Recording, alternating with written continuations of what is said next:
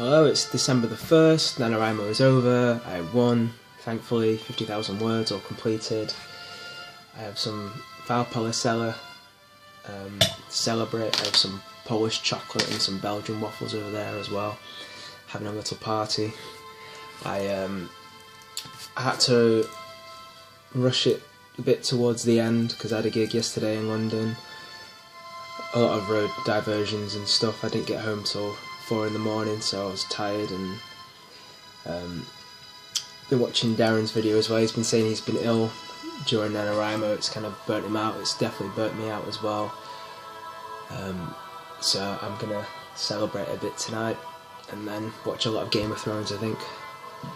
Sleep all day, all morning tomorrow, until I have to go to work. So very, very happy. So on day 30 I did 2,500 words. Day 29 I also did 2,500 words. So finished it. I was happy. All good.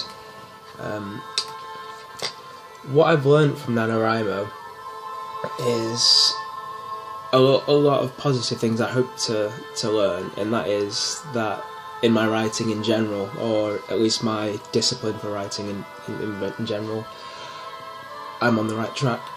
I finished 2 novels already.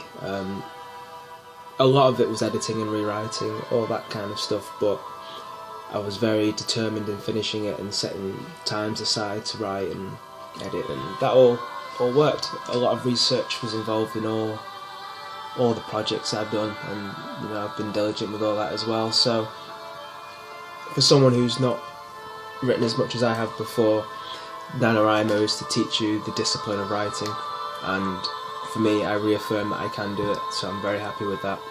Probably the best thing I could have learned really with NaNoWriMo.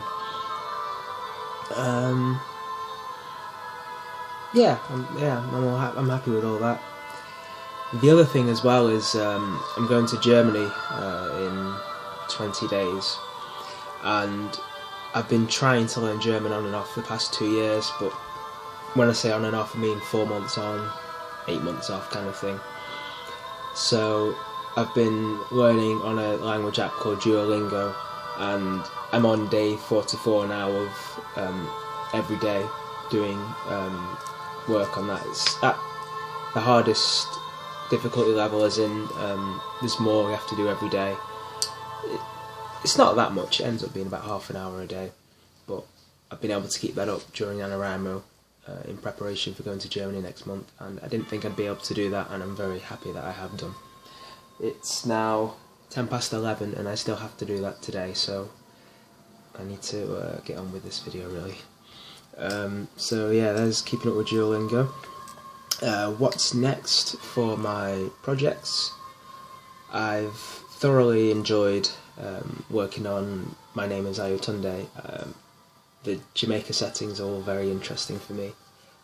Everything I've set before this story has been set in Europe, particularly England, but other parts of Europe as well.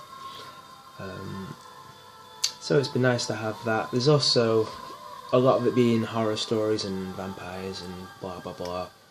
So a lot of it's set at night. So to have the Ayotunde story set during the blistering heat it's good. It's a change. I like that, and trying to imagine the giant moths they have in Jamaica and all things like that, and talking about the cuisine, as I love Jamaican food. It's all good. It's all good. But yeah, the point is, with Ayotunde, I wasn't supposed to be starting that story yet, but I have, so that will be set aside for quite a while now. Well, I need to finish it first, so I think on the weekend I'll finish the story, then it'll be set aside for a long time, because I need to go back to Opus 3, Meditation de Revenant. I really want to finish that. Doing other projects for NaNoWriMo has got me even more intensely interested, shall we say, in finishing this book. I've done some of the musings to go with that, but there's nothing like really working on a project you're interested in. So I'll be going back to that. In fact I'll probably do videos about that, but the first section is to do with feminism up until 1849. So it's mainly Mary Wollstonecraft, who most people will have heard of, Mary Shelley's mother. But then there's stuff on Olympe de Gouges as well, who I'm very fascinated on, and I'd never heard of her before. Most people I've spoken to have never heard of her, including feminists that I know, so very good. Charlotte Corday's in there as well, but that's probably a video for another time. I've been wanting for years to release a collection of short stories on Halloween. That's never happened, mainly because I keep rewriting my Fletcher novels, basically. But now they're all done.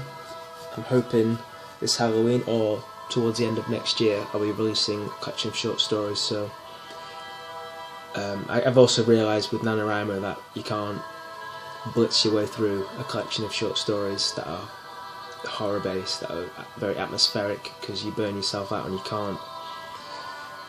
can't get that depth of emotion and fear in each story when you're just trying to go to the next one very quickly. So my new plan with that is every month to write one short story. When I say short story, I've been averaging between 3,000 and 6,000 words, so it's not, flash fiction, which is like 400 words.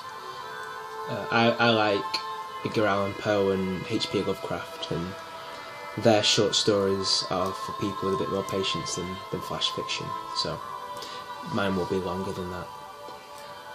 So there's that. There's my projects, and like I said, I'll be doing videos, hopefully, about these projects. So Opus 3, I'll be talking about the research I'm doing, the books I'm reading to do with that, and all that good stuff. Also, I had a jam with a friend on YouTube. She's called Mahafsoon.